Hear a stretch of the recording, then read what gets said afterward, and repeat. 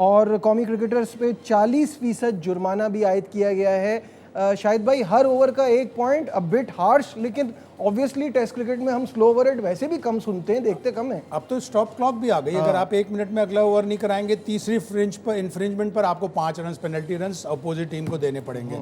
Stop clock आ गई, slow over rate है, उसके बाद भी पाकिस्तान ने 1 नहीं, 2 नहीं, 4 नहीं, 8 ओवर शॉट किए पूरे मैच में। क्रिमिनल है ये। पिछले साइकिल में इंग्लैंड को 19-20 पॉइंट स्लो ओवर रेट के 2-3 टेस्ट मैचों में पड़े थे, तो उनको इतना खराब हो गया कि वो बिल्कुल नीचे नंबरों पर गए।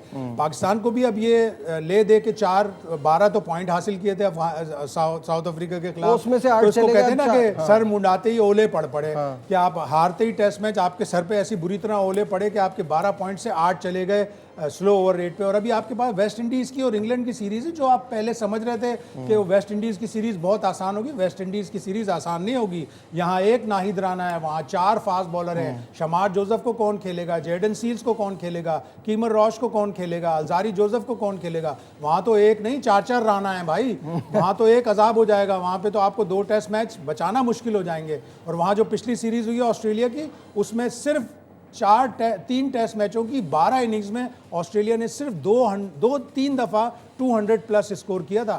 3 दफ़ा 200 प्लस स्कोर अगर ऑस्ट्रेलिया की टीम कर रही है तो हम तो शायद 100 में आउट हो जाएंगे। बिल्कुल ऐसा ही है, ये तो बड़ा बुरा हाल हुआ है। तौसीफ अहमद साहब भी हमारे साथ हैं, फॉर्मर टेस्ट क्रिकेटर। तौसीफ भाई, मुझे ये बताइएगा, अभी हम टॉस वगैरह पे तो बात कर चुके, मैं सिर्फ आपसे ये जानना चाहूँगा कि प्लेइंग 11 में खुर्रम शहजाद का ना होना पिछले मैच में ऑब्वियसली एक ऐसी गलती है जो कॉस्ट कर गई। वो आपके विकेट टेकिंग ऑप्शन थे। हसन अली को आपने खिला लिया इस मैच से पहले तक, 2023 से लेके इस मैच के पहले तक 4 मैचेस में 3 विकेटें थी हसन अली की, जबकि 6 मैचेस में 20 विकेटें थी खुर्रम शहजाद की।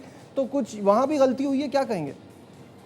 देखिए, बात ये है कि कौन से काम जो है परफॉर्मेंस के ऊपर हो रहे हैं, यंगस्टर हो या कोई, ये तो शुक्र करें कि आपके 2 यंगस्टर आ गए। वो भी कोई आपको क्रेडिट नहीं जाता, मैं इसलिए क्रेडिट नहीं जाता कि उनकी परफॉर्मेंस थी। ये ओवैस तो जो है ना, अजान ओवैस, ये मेरे साथ 3 साल पहले अंडर 19 में गया था, बांग्लादेशी, और इसने मेरे 300-350 रन किए थे, 2 50 थे और 1 100 था, इस तरह करके था। वो प्लेयर ही नज़र आया। इनके कॉन्फिडेंस ही हमें दोनों को के कॉन्फिडेंस जो है वो सबके सामने नज़र आया। आप अपने सीनियर्स को देख लें और अपने जूनियर्स को देख लें कि उनका कॉन्फिडेंस क्या था। हालांकि घबराना तो उन्हें चाहिए था।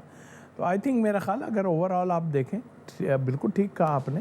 लेकिन यहाँ पर जब सीधी बात करूँ तो फिर वही होता है कि आपकी दोस्ती यारियाँ ख़त्म अभी तक नहीं हुई हैं। और हम सोच रहे थे कि सरफराज शायद कुछ, लेकिन सरफराज, मुझे तो इतना डिसीजन पहले उसमें तो कुछ भी है, बल्कि मुझे नहीं लगता कि वो कुछ कर पाएंगे, इसलिए कि डोरी जहाँ से खिंच रही है वही कुछ होगा। अच्छा तौसीफ भाई, ये बताइए कि अभी हम शान मसूद की कप्तानी की बात कर रहे थे। ऑब्वियसली एक बुरा रिकॉर्ड तो है कि 15 में से 11 टेस्ट मैचेस हार गए। अब उनकी कप्तानी बदलने की भी बातें चल रही हैं। ये चीज़ें कितनी ठीक समझते हैं इस चीज़ को आप?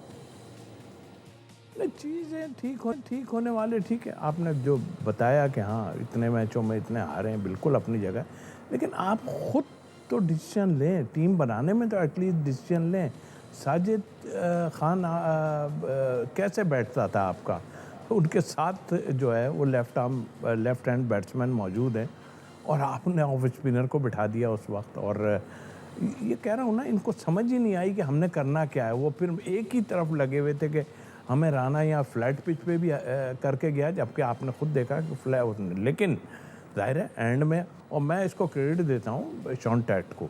शॉन टैट ने जो है वो सिर्फ इनको ये कहा है कि तुम तेज़ करो, जितनी गेंदें कर सकते हो, ये तेज़ पे भाग जाएंगे।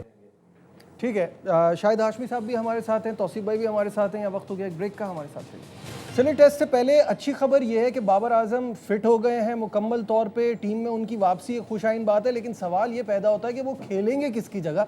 तो तफसीलात आपको दिखाते हैं पहले इस रिपोर्ट में।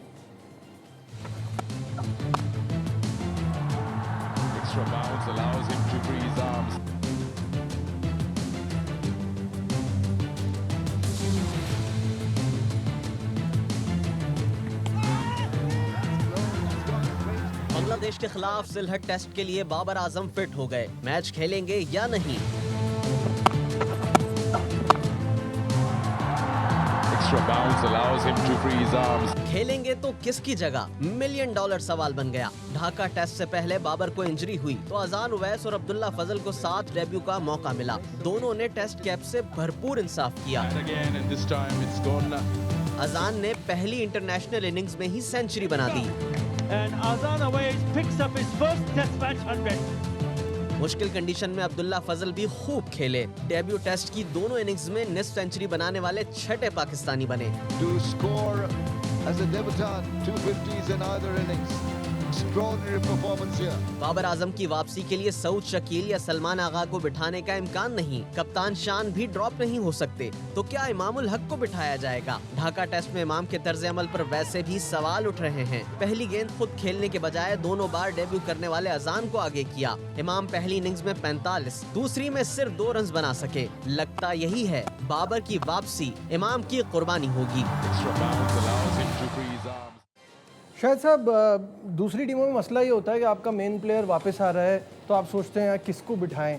यहाँ प्रॉब्लम ये हो रही है कि सबने इतना बुरा खेला है कि सारे ही ऑप्शन है कि किसी को भी बिठा सकते हैं डेब्यूटेंट्स के अलावा। किसको ना बिठाएं किसको ना बिठाएं। सऊद शकील के ऊपर भी बड़ी बातें होती हैं, लेकिन सऊद previously शकील बहुत पिछले अच्छा 2-1 खेला साल हुआ का ना, बड़ा जी। अच्छा प्लेयर है वो।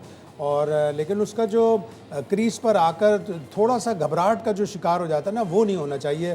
पहली इनिंग्स में जिस तरह उसने शॉट मारा, ऐसा लगा जैसे T20 के मोड में अभी तक है, तो इस तरह नहीं होना चाहिए। सलमान आगा, सऊद शकील, रिजवान पाकिस्तान के लिए पिछले 3-4 साल में बड़ी ब्रिलियंट उन्होंने टेस्ट में परफॉर्मेंस दी है।